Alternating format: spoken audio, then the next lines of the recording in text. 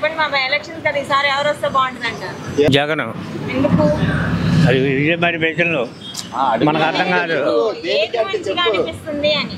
పింఛన్లు ఇస్తున్నారు కదా, అది ఇళ్ళ కాడికి వెళ్ళకుండా ఆఫీసులకు వెళ్ళకుండా ఇళ్ళ కాడికి వచ్చి ఇస్తున్నారు. అది నచ్చింది నాకు.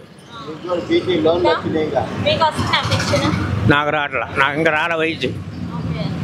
మరి ఎలా చెప్తున్నారు? మా ఇంట్లో వచ్చాయి. భార్యకు వస్తుందా? ఎంత ఇస్తున్నారు బాబాయ్? 3000.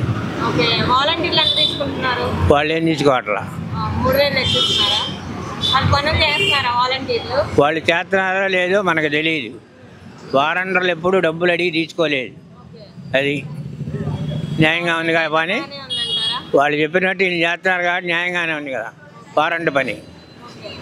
వారంటీలో డబ్బులు అడగటాలు ఏమీ లేదు. గవర్నమెంట్ అయితే బాగానే ఉందా? మరి సార్ మళ్ళీ వస్తే బాగుంటుంది అంటారా? అంతేగా, మరి మిగతా పనులు కొన్ని ఉన్నాయిగా, అవి పూజ చేస్తాడు. అవి పూజ చేయకపోతే రాడిగా, అంతే. ఎవరైనా అంతే. 2 సార్లు చూశారు బాబు, ఆగిపోయాడు.